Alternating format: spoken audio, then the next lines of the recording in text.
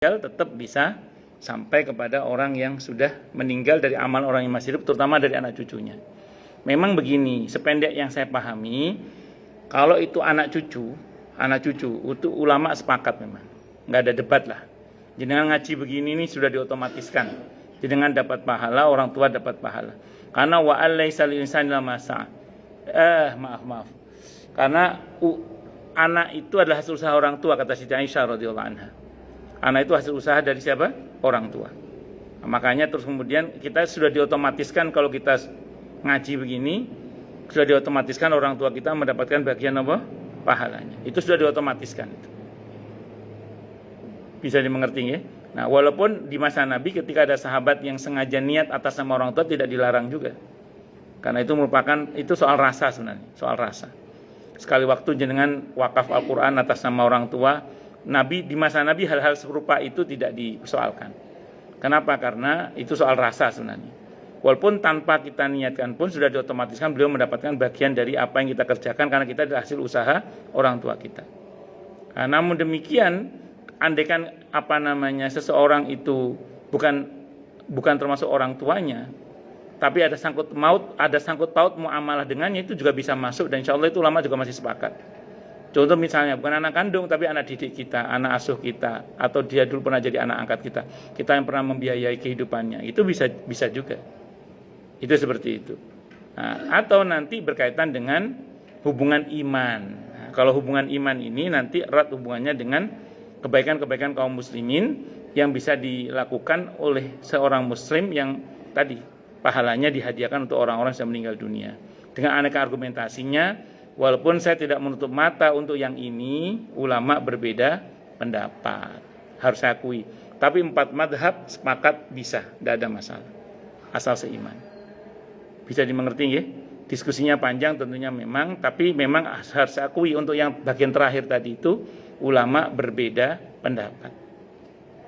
Yang ulama sepakat itu yang pasti yang pertama dan yang kedua tadi itu, karena ada keterkaitan hubungan. Yang satu memang keturunannya, yang kedua karena ada hubungan muamalah tadi itu. Hubungan muamalah semasa hidupnya. Nah, yang terakhir itu oke, memang ada terjadi perbedaan pendapat, ya sudahlah.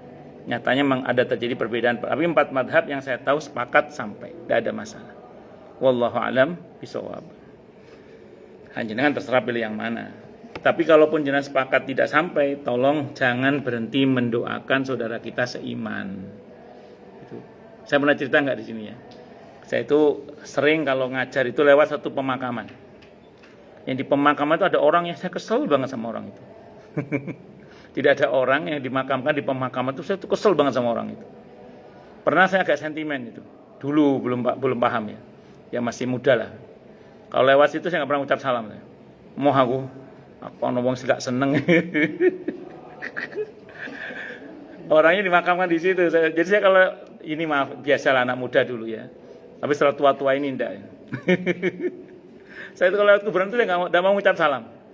Mau aku kesel lah sama orang yang ada di situ, saya kesel lah itu.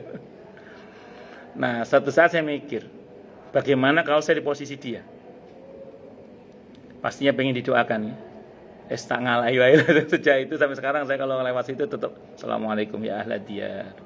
Minal muslimin nasallallahu wa lakumul afiyah. Gitu. Wa inna insyaallah bikum lahiquna fil jannati ma'a Rasulullah sallallahu alaihi wasallam itu. Tahu tapi salam wae. Jangan-jangan yo kesel. Tapi itu dulu. Sekarang sudah. Saya mikir gitu aja. Kalau saya di posisi dia bagaimana? Pasti pengen didoakan. Tarohum kepada seiman lah. Tarohum kepada orang yang seiman. Itu seperti itu. Allahu Akbar. Saya benci bukan tanpa alasan. Ada ada perbuatan yang saya tidak saya sukai dari bukan soal pribadi, tapi memang ada perbuatan yang memang saya tidak suka gitu. Tapi karena dia saudara seiman, tak pikir-pikir ya mesaki juga. Andaikan saya di posisi dia juga, saya pasti ingin didoakan. Satu ngano wae lah. Jangan-jangan ya kesel asli ini, tapi sekarang alhamdulillah sudah lebih mudah memaafkan. Ya selebihnya kita serahkan pada Allah, terserah Allah. Tapi kita tetap kita doakan. Kenapa? Karena saya berpikir kalau saya di posisi dia pengennya apa? Didoakan mestinya. Ngerti nggih? Lanjut. Begitu kadang enak ngomongnya aja. Kadang prakteknya apa? Sulit pakai dal. Semoga Allah mudahkan untuk kita ya. Amin insyaallah. Semua nas ini secara zahirnya menunjukkan sampainya pahala amal kepada orang yang sudah meninggal. Hujahnya banyak kata Ibnu Qayyim, gampang dalil wakeh. Jika dilakukan orang yang masih hidup atas nama dirinya. Berikut ini merupakan pertimbangan kias. Pahala merupakan hak bagi orang yang beramal. Jika hak itu dihadiahkan kepada saudaranya sama muslim, maka tak ada halangan untuk itu. Sebagaimana tidak adanya halangan untuk menghadiahkan hartanya selagi dia masih hidup atau membebaskannya setelah dia meninggal. Kalau Imam Nawawi itu menengahi, Oke, kalau bahasa kita ya, ini kurang lebih penjelasan Imam Nawawi gini. Oke lah kalau memang hadiah pahala ini selain dari anak ke orang tua ya. Kalau itu ulama sepakat sudah dibahas itu. Termasuk yang tadi ada keterkaitan muamalah itu ulama sepakat. Yang mukmin dengan mukmin yang nggak ada hubungan apa-apa gitu loh. Maksudnya ya saudara seiman aja. Sampai itu gimana penjelasannya itu? Kalau Imam Nawawi itu gini, dia gini aja lah. Kalau memang kalau bahasa kita, kalau memang taruhlah nggak sampai. Yang pasti sampai apa? Doa. Ya sudah, doakan saja. Caranya bagaimana? Gini, ya Allah tolong sampaikan pahala saya, pahala bacaan Quran saya misalnya, atau pahala sedekah saya untuk si fulan. Ya Allah sampaikanlah pahala tasbih saya untuk si fulan. Kata Imam Nawawi itu jadikan doa saja. Nah, kalau doa kan sepakat ulama sampai kata Imam Nawawi begitu. Itu Imam Nawawi itu. Ya kan perdebatan, debat-debat. Dah gini aja lah, menengahinya gampang. Kan kalau ihda'us sawab, transfer pahala kan enggak semua ulama sepakat. Saya ulang, selain dari orang tua ke anak ke orang tua tadi ya. Orang yang punya keterkaitan hubungan muamalah tadi, selain dari itu kalau yang belakangan itu ulama terjadi beda pendapat. Ya udah enggak usah debat. Kan toh yang pasti sampai dan ulama sepakat adalah apa tadi? Doa. Ya udah doakan aja. Ya Allah semoga tasbih saya ini, istighfar saya ini pahalanya sampai untuk si ibu ini, atau semoga ini terlepas dari perbedaan pendapat tentang baca Al-Quran ya. Ya Allah mudah-mudahan baca Al-Quran saya ini sampai kepada si fulan ini. Itu seperti itu. Allahu Akbar. Dan ini kalau kita ngaji tetap harus kita sampaikan adanya khilafiyah, biar kita nggak kaku juga. Karena kalau nanti saya tidak sampaikan adanya khilafiyah, ternyata ada khilafiyah, takutnya jangan bersikap kaku terus keras nanti kepada saudara sama muslim, padahal tidak sepatutnya kita berkeras-keras dalam masalah yang tidak prinsip sebenarnya. Ngoten nggih. Nabi kita Muhammad sallallahu alaihi wasallam telah mengingatkan tentang sampainya pahala puasa yang tidak dikerjakan dan hanya didasarkan kepada niat, dan hanya Allah saja yang mengetahui kebenaran niat itu, yang tidak disertai dengan amal anggota badan, dibandingkan dengan sampainya pahala bacaan yang dilakukan dengan lisan dan didengarkan telinga serta dilihat mata, yang jauh lebih layak untuk sampai kepadanya. Hal ini dapat dijelaskan sebagai berikut. Puasa itu semata hanya niat semata dan menahan diri dari makan serta minuman. Kalau mau teruskan banyak, makan, minum dan segala hal dapat batalkan puasa, termasuk senggama. Allah menyampaikan pahalanya kepada orang yang sudah meninggal. Lalu bagaimana dengan bacaan yang merupakan amal dan niat? Bahkan kalau perlu tidak memerlukan niat. Sampainya pahala puasa kepada orang yang sudah meninggal merupakan pemberitahuan tentang sampainya sebuah jenis amal. Itu yang dipahami oleh Imam Al-Qurtubi. Hadisnya Sahih Bukhari, Sahih Muslim hadisnya. Hadisnya nama Sahih Bukhari, Sahih Muslim. Orang yang sudah meninggal dunia kok punya hutang puasa, hendaklah walinya puasa atas nama dia. Nah, itu aja sampai kok katanya. Berarti ini dalil yang cukup untuk menunjukkan bahwa amalan orang yang masih hidup pahalanya bisa sampai kepada orang yang sudah meninggal dunia. Ini hujahnya Imam Ibnu Qayyim Al-Jauziyah rahimahullah. Ibadah-ibadah itu ada dua macam, yang berkaitan dengan harta dan yang berkaitan dengan badan. Rasulullah Muhammad sallallahu alaihi wasallam telah mengabarkan tentang sampainya pahala sedekah. Hal ini menunjukkan sampainya pahala semua ibadah yang berkaitan dengan harta. Beliau juga mengabarkan tentang sampainya puasa yang menunjukkan sampainya pahala semua jenis ibadah yang berkaitan dengan badan. Beliau juga mengabarkan tentang sampainya pahala haji yang merupakan paduan antara jenis ibadah yang berkaitan dengan harta dan juga dengan badan. 3 macam ini telah ditetapkan oleh Nas, sehingga hal ini perlu dicermati. Nah, ini kalau haji kemarin saya kira jelas dalilnya ya. Ya Rasulullah, orang tua saya sakit atau sudah sepuh, tidak mungkin mengadakan perjalanan haji. Boleh enggak saya haji atas nama orang tua saya? Kata Nabi, berhajilah dulu untukmu, baru untuk orang tuamu. Boleh, tidak apa-apa. Terus yang satu lagi, orang tuanya meninggal. Jadi sebab boleh batal haji itu nggak cuma meninggal, termasuk tidak mampu mengadakan perjalanan haji. Ya entah karena sakit atau apa misalnya. Kalau di Indonesia sih, kalau orang yang berhalangan untuk berangkat langsung dioper ke ahli warisnya ya, atau orang yang ditunjuk oleh beliau. Kayak tahun ini jamaah saya berangkat, harusnya beliau berangkat tahun 2000, tuwek lah kamangane. Tapi ya qadarullah, ibunya sakit, nggak bisa dinyatakan stroke ya, tapi nggak bisa berangkat. Akhirnya dialihkan ke jamaah saya. Tahun ini beliau berangkat. Andaikan jamaah saya ini sudah haji, itu bisa haji atas nama ibunya. Nampaknya beliau belum haji, ya sudah nggak apa-apa. Tapi insya Allah orang tua tetap dapat pahala haji. Kenapa? Karena haji anaknya kan. Kalau haji anaknya kan sudah diotomatiskan, itu orang tua dapat bagian pahala yang sama. Cuman belum menggugurkan kewajiban orang tua karena belum haji atas nama itu. Ngoten. Allahu Akbar. Tapi jangan berharap dipercepat haji dengan sakitnya orang lain, jangan. Ya semoga dimudahkan semuanya untuk berhaji ya, dan berhaji lagi dengan mudah, dengan mulia, dengan bahagia, tanpa susah payah. Amin Allahumma amin insyaallah. Ibadah-ibadah itu ada 2 macam, yang berkaitan dengan harta dan yang berkaitan dengan badan. Rasulullah Muhammad sallallahu alaihi wasallam telah mengabarkan tentang sampainya pahala sedekah. Hal ini merupakan sampainya pahala semua ibadah yang berkaitan dengan harta. Beliau juga mengabarkan tentang sampainya puasa yang menunjukkan sampainya pahala semua jenis ibadah yang berkaitan dengan badan. Beliau juga mengabarkan tentang sampainya pahala haji yang merupakan tadi sudah ya ini. Oh ya, ada yang kelewat tadi, berkaitan dengan badan dan harta. Rasulullah Muhammad SAW itu sedekah tadi ya, pasti sampai itu. Ini sering orang nanya soalnya, kalau anak kan pasti sampai Ustaz, kalau pasangan ke pasangan bagaimana? Ini yang sering saya sampaikan juga, hadisnya ada di dalam sahih, saya baca dalam kitab Riyadhus Shalihin, di antara rawinya muttafaqun alaih Bukhari Muslim bahkan. Rawi utamanya Siti Aisyah radhiyallahu anha, saksi hidupnya Siti Aisyah radhiyallahu anha. Beliau mengatakan, monggo Bu Erna, monggo. Waalaikumsalam warahmatullahi wabarakatuh. Beliau mengatakan Nabi itu sering, kalau bahasa kita ini maupun riwayat, kalau makan bersama dengan saya itu mesti ada 1 piring lagi yang berisi makan tapi nggak dimakan. Beliau nanya, ini untuk siapa ya Rasulullah? Ini untuk Khadijah. Di hadis yang lain ini untuk kerabat-kerabatnya Khadijah. Di hadis yang lain ini untuk teman-temannya Khadijah.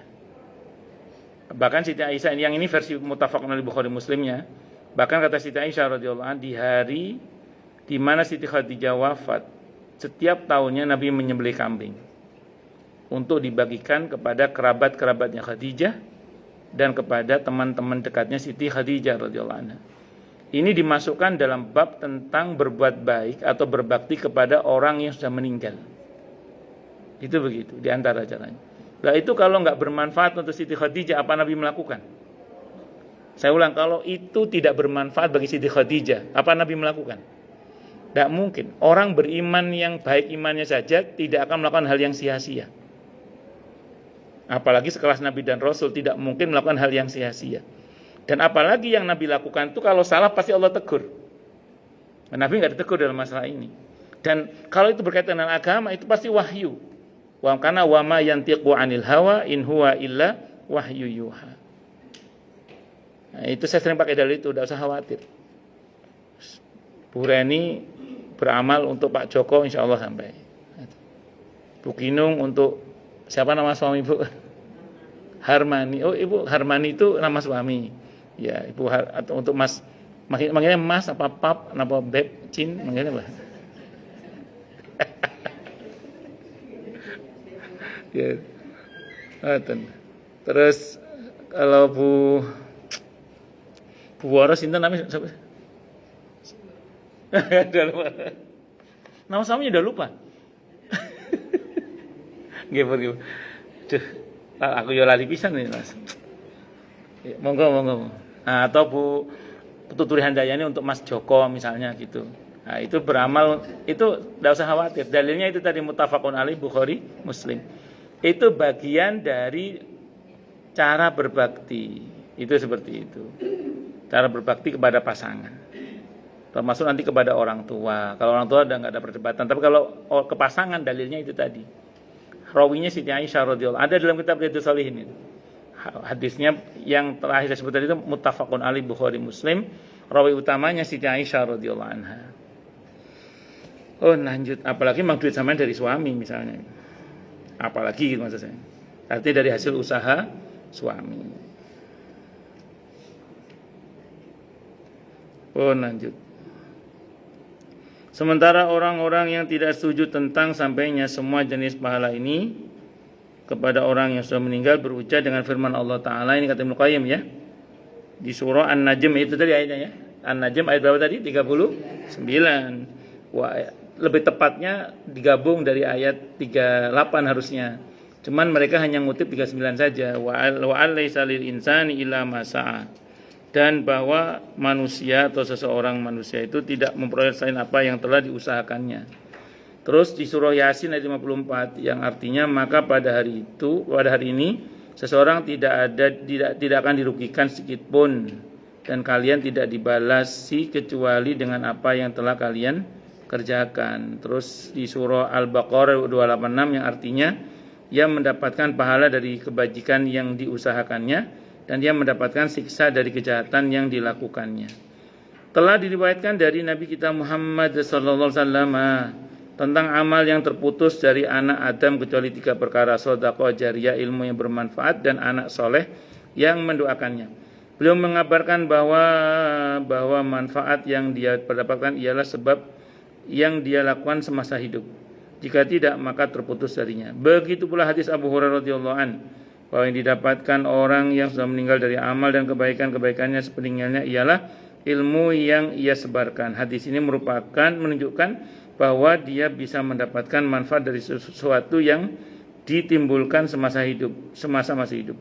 Begitu pula hadis Anas ibn Malik radhiyallahu anhu yang dia marfu'kan, diangkat sampai ke Rasulullah Muhammad SAW tentang 7 hal yang pahalanya sampai kepada orang yang meninggal dan selagi dia berada di dalam kubur, yaitu ilmu yang diajarkan, sungai yang dialirkan lebih tepatnya ya, sumur yang digali, pohon kurma yang ditanam, masjid yang didirikan, mushaf yang diwariskan, dan anak soleh yang dia tinggalkan dan mendoakannya. Ini menunjukkan bahwa mengenai kurma tadi itu berarti nanam pohon itu sedekah oksigen. Kalau berbuah sedekah buah juga. Nah, makanya saya pernah baca buku itu, ringankan akhiratmu dengan menanam pohon. Ringankan akhiratmu dengan menanam pohon. Kalau orang Belanda dulu pinter nanam pohonnya itu pohon asem. Pohon asem itu akarnya ramah ke lingkungan dan kokoh, tidak mudah patah. Nah, orang sekarang ganti pohon slobin. Slobin itu yang memang agak rindang sih memang. Cuman kan kadang nggak kuat dengan, kalau hujan itu kadang nggak kuat, bisa sering roboh itu. Apalagi di Surabaya diganti dengan pohon akasia. Wonge akas-akas kerjone sia-sia. Akasia. Di Surabaya itu akasia kebanyakan.